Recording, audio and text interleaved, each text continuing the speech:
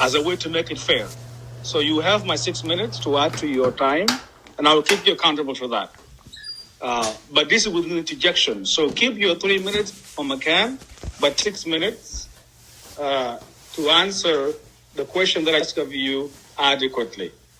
So go. You still have a minute and a half, so add that to it. So about 7 to 8 minutes. Go ahead.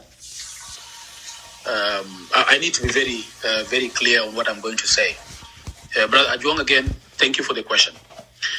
Why is it that the SSPDF is not able to pursue when they capture an area and they leave the enemy to go run and regroup and come back? That's a very good question. If you look at the nature of fighting we are having, the command, look at all the fighting we are having in all these regions. The commanders are not, most of the commanders are actually from Nuer that are fighting there. So that is, how would you want a commander that is from the side where people are fighting against, when their people are defeated, you'd want them to go and follow them up and finish them? That is not possible, right? And that's why if you look at it, for example, the fighting that happened in Wad, the sons and daughters of other Junubin that are not from North region, when they were killed, see that the White Army were overrunning the area. Most of these guys that were Nuer, they all joined their brothers. And they were never killed, they were spared. And so the thing turned. This is one. In around UI, there were stories that we hear that Nuer divided themselves into two. See, things are not good, and when they see that they are having no gun and they run out of bullets, they will divide themselves into two. That the clan of these have joined the SSPDF, and this clan is with and they're fighting against each other. That's a lie. But this is the politics they use every time. So one clan will go on this side and pretend to be against the other clan, and then when they join the SSPDF, they are received, they are given gun, and they are given ammunitions. Enough. And before the conflict, you will hear they have already defected. Take note of this. They have already defected when they have taken gun and ammunition. Why? Is because they're looking for gun, not actually to be on the side of the SSPDF. And this has happened multiple times. Are the government learning or they are not? This is the question we need to leave it to them. Number two, and taking over. Because the commander is from Nuer, they will tell them, no, that's enough. They have run, don't go after them. We have captured the area, so let's stay. Okay? Those that are in Wat, and those that are going to Akobo, majority of them that are up there are actually Nuer. I have a lot of commanders that are there. Some of them are Dinka, and some of them, 2 commanders are Anywak, and I know them.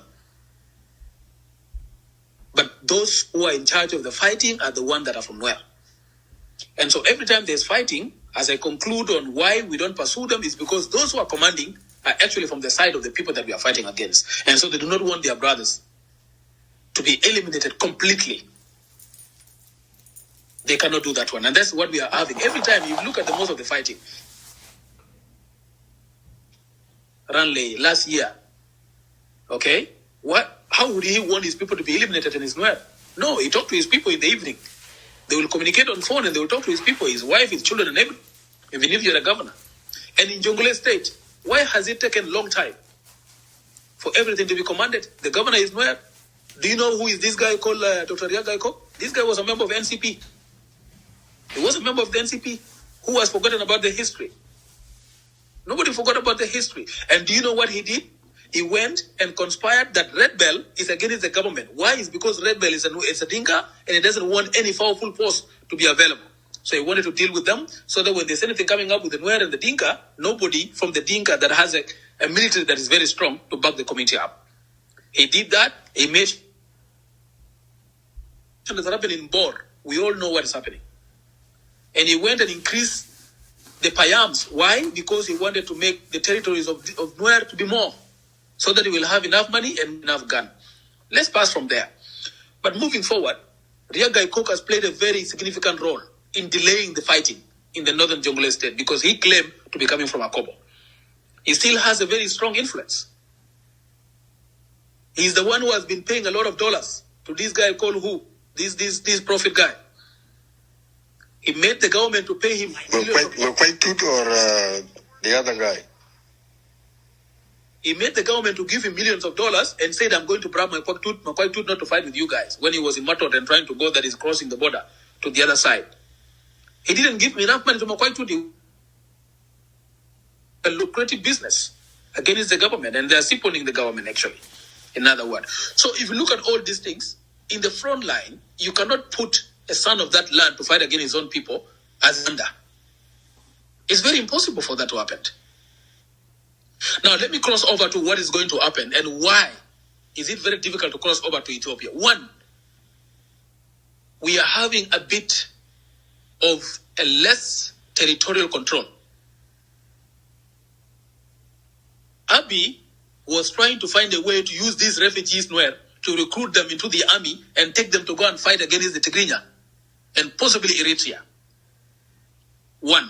Number two, Abiy Ahmed was being deceived by these Nuer guys in Gambella and by extension, those in South Sudan, that they are that roll north with the idea of taking the oil on this side all the way through Ethiopia. A lot of document of such kind has been there. Even the Ethiopians themselves, the Hamara, can tell you. And how did they get to know this story? We have got this within Gambella. And they are using a lot of bribing. They have contributed quite a lot of money to bribe members within Addis, and around that they are able to cross the borders. And nobody would pressure. And why the Anywak are not happy with what's happening? Because they come with gun and they're causing trouble. And the Anywak are saying, if you're a refugee, why would you be coming with a gun? And if the Anywak is reporting the case, nobody take it serious because they have find a way from up.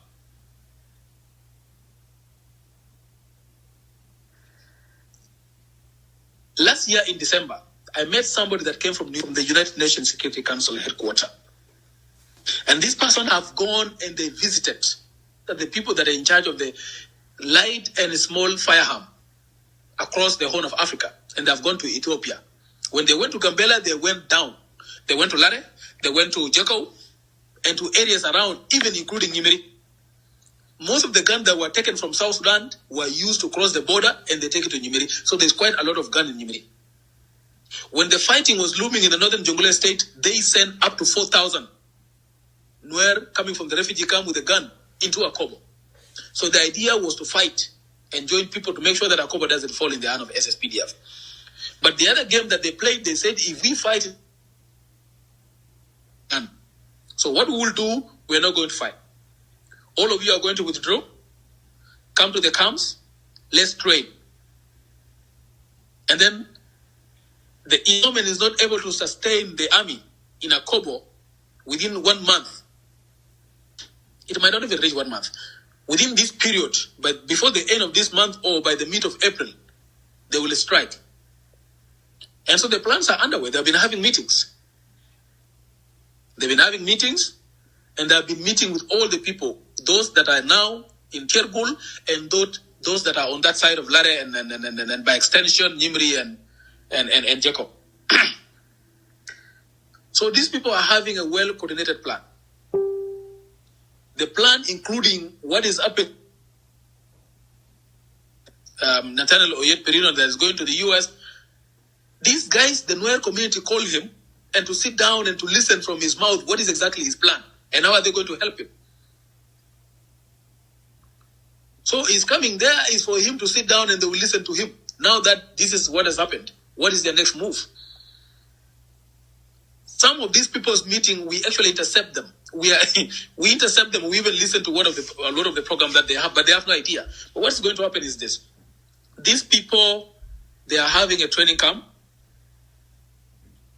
Last month, South Sudanese sent a spy to Gambella. A spy was sent to Gambella, okay? And that spy is not any other community. It's from the Ethiopian themselves. And Amara, and is trying to find out exactly what is happening. Within Gambella, they have actually dark holes. They put down gun, and then they made it as a grave, and they put a cross on top of it that somebody has died. But grave around there, they have buried the guns down there. Because when the Ethiopians were making disarmament in Gambella town after the fighting that has happened from around December up to January this year. They went and did disarmament. So they went and they dug the holes, they buried all the guns down, and then they turned it into a grave and put a cross on top of it. This was later discovered. So there is a long plan. Our borderline is very fluid. As long as our borders, we don't control them, it's very easy for these people to play and they will come back and attack us. It's very simple as that. Demarcation must be made by force. And I want to repeat this. So the SSPDF has to maximize and increase the number of the army in Akobo town. Open a new barrack, at least with 5,000 if less, with all the guns. And when that is done, the army that is in Akobo, they must be prepared. They must have all the equipped to monitor the border. They have to move around the border. If they find anybody with a gun, it must be taken. And if they resist, they fight them. Possibly, they even have to cross to Ethiopia. Because right now, even in Tergul, there are no Ethiopian army. Those that are there are less than 20 or even 30. There are not many. Majority of the Ethiopian army, even in Gambella town, cannot even reach 200. All of them have been taken to that fighting that is happening in the interior of Tigrinya. With the geopolitical landscape that is happening, Eritrean, Tigrinya, and Amara, they are joining hands together with Somalia, and by extension, Somalia is not happy. Why? Because Ethiopian has recognized the Somaliland, and they are getting a port through that side. Ethiopian too want to have a port by force through Eritrea, and Eritreans are not happy. That's why they are giving gun to Tigrinya and Amara to destabilize the leadership of Abiy Ahmed. So Abiy Ahmed is busy on that side. He really doesn't mind about what's happening in the border of South here in Gambella. And that's why the fighting happening in Gambella. And don't forget Egypt as well in the equation. The regional struggle. Yeah. Exactly. So in this, Abiy Ahmed is preoccupied with the fighting that is happening among Ethiopian, and they're going to fight the Ethiopian very soon.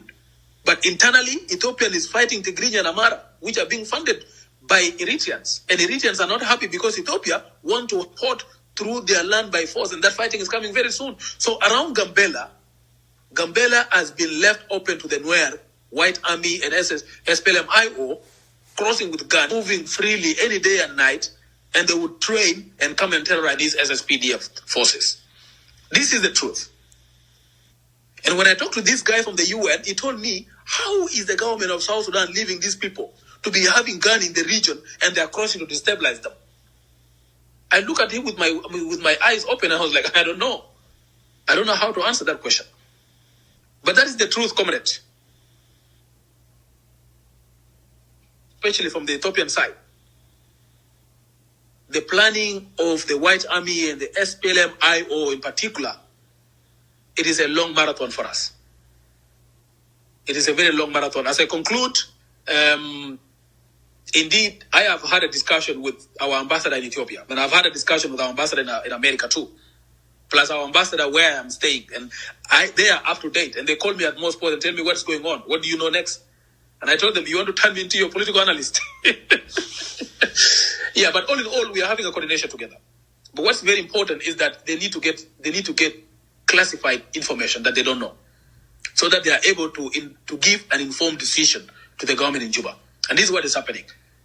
So Akobo withdrawal is just a tactical withdrawal, and more fight is coming. It will not take. Microphone is back to you. Thank you. Yeah, thank you. I will comment when my turn comes. I suppose I have my time, so maybe I will not get to talk except by moving the line. Dual, you have 15. I agree with him 100%. And in addition to that, what you call him? The audio of a guy called Young Yidak or something Yidak, the guy that is shared there in the link. He actually disclosed how important and how strategic Akobo is, and what you call him? Yeah, explain what a big blow the capture of the Akobo by the SSPDF was to the IO. Number one, Akobo is at the border. We give them access logistically to bring in all kind of military logistics that they need through Ethiopia. They can bring that. And once they get the weapons in, then they use riverine navigation, especially during the wet season, the rainy season. They can use Sobat to move those logistics around. So even if there are no roads, they take advantage of the body of the water and they can distribute their weapons around, including some of the weapons that get to be used in Unity State to terrorize places such as the Bimnum Lake State, as well as Warab. So Akobo is very strategic. Because Anywak is 100% correct, and we need to take it seriously. Why? Any one of us in the room here who have connection to anybody in San, you must share the same information. And number two, why Akobo is very strategic. Akobo is next to Nuer, which is so far now the largest Nuer community, which the IO had been fooling to mobilize against the government of South Sudan. So Akobo is in the proximity of a community that can provide the manpower. This makes Akobo very strategic. Without Akobo, the IO is done, honestly speaking. And so government must be careful. Come on, Berdo, let us look back into the history of this war since 2013. Every time rebels inflict casualties against the government, is always when they are in the ranks or when they are in the SSPDF. Hatta lama gabadu bor umalakalo bentiu makanu jaimin bara. They simply switch side from within, and they kill their colleagues and give out more intelligence to the rebel coming from outside now. That makes presentation by Brother Anywak here very, very important. We must pressure our government as a group or as an individual. We must call and make a lot of noise. We cannot afford to see our brothers who made it to Akobo being massacred again like what happened in Nasser. It cannot happen. That would be very, very wrong. And so we must turn on the pressure on our leaders. I have done so already, and I have seen a lot of messages coming back now from Bilfam and everywhere in Juba. So that's a good thing, and it seems like the people are aware of that, Brother Tony Anywak, but we still have to turn on the pressure now. More forces need to be recruited and more forces need to be sent over there. Already the forces that have gone are not few either. It's almost 50,000 or more that has gone there. But the real problem is when you have former members of the IO among you, that's a risky gambling. Things go wrong. And so I would rather increase the forces whose background have nothing to do with IO by 90%.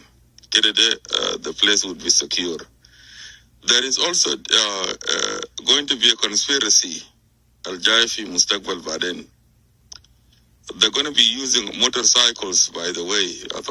This is also another thing that I have detected. They're going to be using motorcycle to smuggle in ammunition in Sudan. One of the things that is so far helping us is that part of Western Ethiopia bordering Sudan is controlled by the Damas area. But the Western Ethiopia there, in the territory of Ethiopia, Ethiopian government is not in control of it. And so it's a kind of a loose territory. But it's a rough terrain. There are no roads there.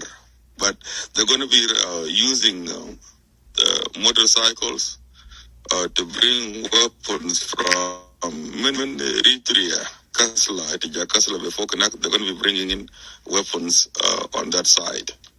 So Akobo is very, very strategic, and the government has to increase its presence there. Ukalam al-Gal for Anywak kullu, let us hear it carefully. The people have been switching sides over and over, and so we cannot lower our guards now. Very unreliable, these IO members. Very, very unreliable people. You cannot really count on them, you know. And if anything at all, in my opinion, they should not even be deployed there. As well, I can remember that the IO should not be deployed there. They should be stationed somewhere else in the country. But the forces that are trustworthy are the ones that should be sent to Akobo. You know, other than that, so far I'm feeling good about the size of the forces that have been sent there. Their morale is high. Ufelen, Anywak, you know, Taban in the military.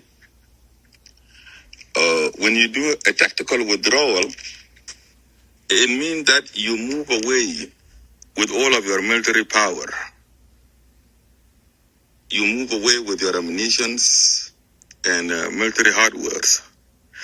That means an enemy that left with all of the military equipments there is not a weak enemy. It's an enemy that have moved away to go and recalculate. That's what Carvino Kwanyin Boli used to call it a rod rot. Kajailu a rod rot. Okay? And you pull back technical withdrawal. You go rearrange yourselves, and then you are going to come back. And when you look back into the history of this war of ours too, Mafi Medina Kide Gabado, once, and then you sit or sleep thinking that White Army will not come back. No, they always come back. They always bring 2 or 3 attacks until it becomes very difficult for them to overrun the garrison. Kalas Yalabadak Bagifu. It had happened in Nasser in 2014. It had happened in Bor several times, and it had happened in Malakal. Remember the stories of capture, recapture. So they're not going to just let Akobo go like that without a fight. No, they're definitely going to fight. So we need to turn on the pressure and talk to our leaders to do something about it. And that is the beauty of this communication here. For now, I think the SSPDF has upper hand when it comes to when it comes to Akobo. And one of the things that I have observed with the White Army, the White Army are expert. White Army and the IO, they're expert of raids, surprise attacks. That's what they're good at. They're very poor in defensive operation. Mabagdar Bedafa Oai Medina. And once you guys are ready and aware of them, they're also very poor in offensive when you are in trenches. They're very poor. I was surprised to see them overrunning Nasser, but I realized that the reason why they overran Nasser was because the soldiers there ran out of bullets. And not bullet. They were using what we were talking about. There was a fifth column within him. And the fifth column within also exhausted their firepower as well. And the White Army used Hajabagulu human waves. And human waves when we have an enemy. So but the Naju Kutar, no. Naji Ashar another. Then they shoot at us. Then we exhaust their guns. Taban, this is an enemy that has other way they will get the ammunition. So with Namulum Kasar was Nersalet Nain Talata Tumfari Yadrubu, we shoot in maybe 7 or 10 bullets to wake them up, and then the enemy will respond maybe with 50 bullets. De Kasara, even if they have not killed any one of us.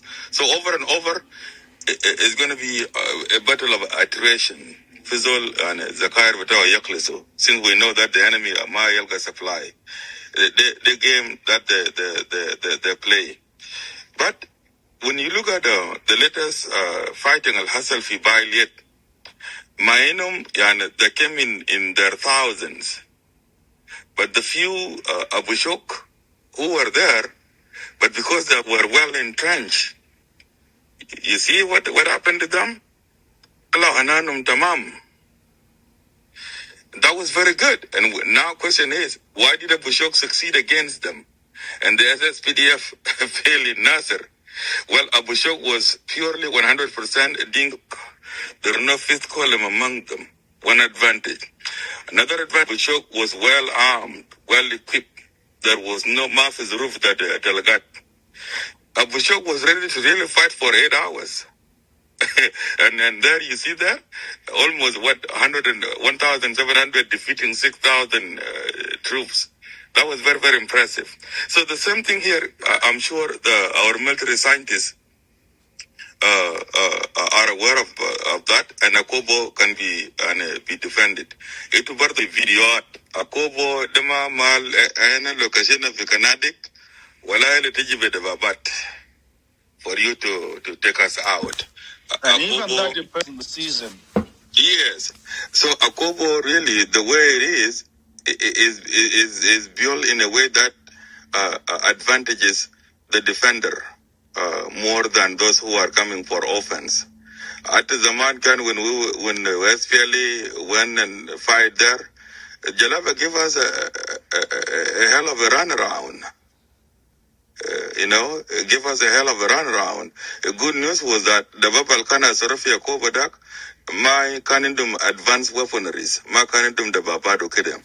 But the Mia Ujrin 120 millimeter rocket launcher, Hagum Al Kani Nagde, it gave the SPLA a headache.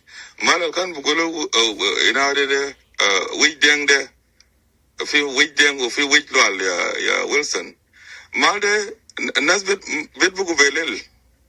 you cannot cook in the daytime, because if you cook in the daytime and the smoke goes up, the Jalapatawal Bishubal smoke and Bidonokum.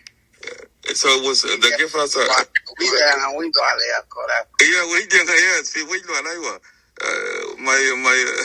my cousin was there if he wait them. The Jalapa give him a terrible headache. So once you get in there, Akobo become very easy to defend. For you to be defeated there, you really have to be reckless. You have to be reckless. I support what Anywak presented here. More forces need to be taken there. More and more recruitment need to be done. And things are changing in Africa. Yes, Ethiopia is desperate. Ethiopia is looking for access to the sea. Okay? And so the countries of Eritrea and Somalia, with Egypt behind them, are blocking Ethiopia in. And so eventually, Ethiopia is probably going to go to war with Eritrea or with Somalia. And that's going to distract Ethiopia, and Ethiopia is going to focus on that port war. That is going to leave a border between South Sudan and Ethiopia unprotected. So that is for our own survival. We're going to have to talk. Kalamda Mafi Khof. It doesn't make you a rebel when you challenge your leaders to do what they take an oath for. So we have to pressure our guys here to really beef up the security on the eastern boundary of our country, even if it needs actually approaching Ethiopia for South Sudan to provide security into the western region of Ethiopia, so be it. Doing so benefits us a lot. It benefits our country. It secures the western Ethiopia, which would make it very easy for us also to trade with Ethiopia as a nation, and it provide safety and security to our population of Anywak. Guy, just bell army thought, dear, share message, share, Charlotte Gualman, scheduling. Message, Dian, couple and Dian, very clear. Mimo, any round there, Jaling. Misha Ben call at Katok, no, becon evidently, to news or Mula Rodamo, becon a learner. Ko Redan con, where to con Kamiang, to Queen down the road, a plan down Latke, Jang, plan down Latke, a bear, a Queen. La lad yen no yen worry no ke yen organized but you are disorganized. Milling yen message me de lo dereja da long. Loidu dereja. Mijira mingen mandana lat ka gwasam man lat jang kana bar especially bar. Plan yen shermen shaling. Sembila lani je but more than je yen wo ngum le rode. No yen la de message me ko stay ga 30 minutes. Jang ye damor lanwer wewa mende ku jana ma bialing ameni ne de konti kelka kirmi yadit sholga kanu ga ne de talot jin leron o chunkel ka janki chunkel ka ber ana kujimandana plandian o yen ba ye joch gwen konti yenten jin wer Ethiopia jin wer South Sudan la tek du telema twoktin ano kajan message chaling mi chaling can a well planned organized mission kaka kan jang kana kana bar ko ba tok ba jalat shaling agwano generally bar tikatin kabar chikana coordinator already ni mala toka gambele and ken bar kel kajang so jala na jogo no yana adlat ko rudi na kadisha well organized kacha coordinated kan ne konti la bar and ken jankel so ling yana tam right now she new thing so ba kwa up to you no a mubilelo jin gan warana mo kachi plan chinen a very pure plan kachi kan la already e madan le road sia kunnu kutkan kon gaji sianen la jor let kan ni jendel loy dar jadalo mi jiram du jan right now kalling mi lat kan me you feel very sad de jogono na a bar shi kan e tangai ke kut quick kan kut dole kun ni jang but bar shi ne tangai ke kut a bar ke jimye tula no gwada dan jikan content special right now ko ngeke no jang tikan ga ter kan wore dan charo ya leka ala ko mulat kan mon wa ko be chaja ke ba military base ba jalatin edina SSPDF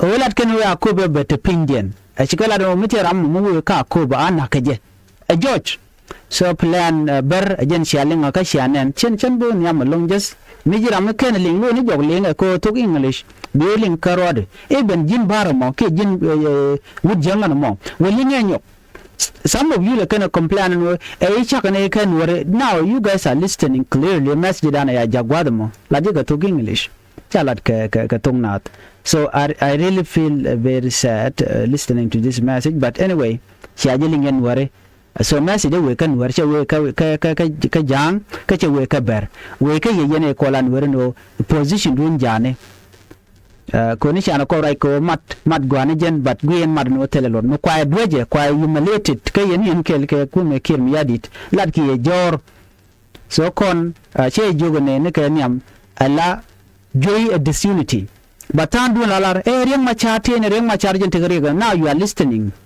katin lat kenke you guys don't feel sad kata lat ka changa ko ne jega jama na la kene te kamat la no gino biarun dakaru dun ka jana dakaye ane ti dur ti plan ti kan real ko already agwada din biya kulu weten cikala do be kon de role Ethiopia ba larken no border mo ke le tele je kan tele mi tin changa kel e border ko control wer so baje dak e kan ku Ethiopia busy nyin kan kertia ma yo kon chega to man but anyway ngajimu I don't know nothing cause yen shi na lingen wer la lingen kamisi anen ano gwantare gul bin kay yerun and then biya kunen so when it come ko bannering is okay all of us bannering kel but I'm sure miteram mum loide barach bamana lero da benga chicken already share ngani wal gwantaran ngaje so chero de mun bor la larga mere e be bit e bokulo rajun when you are dead we will talk on your behalf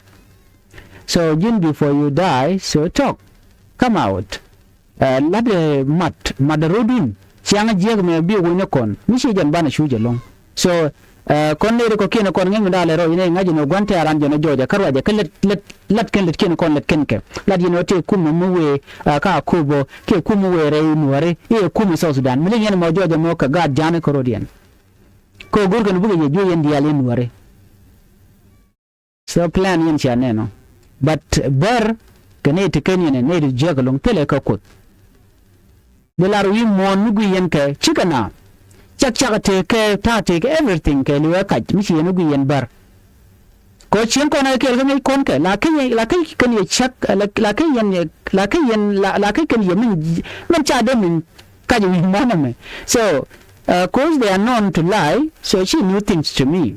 But no, what I'm concerning about jen court wogo ke de just speed of dan angel ko charen mat kel kake so mele na kula ala no way she SSPD of chen adenak mudi be ni jan ti grade kadi be ni tan ti grade kadi be ni bar ti grade ti ti mission ko na kan wore what do you think they can cha kon masikat kon wore so jen plan din so jen mo gde kamyo yen la te gambela ro yen e ber ti ken na malukul yen kala de e zero kelo plan din jeno shianen plan chicken lat kon already chikon nen ana bana je kamra dien ajeno ngaje manan le rode jin be human just ngeni madan le rode cho ajel lora ba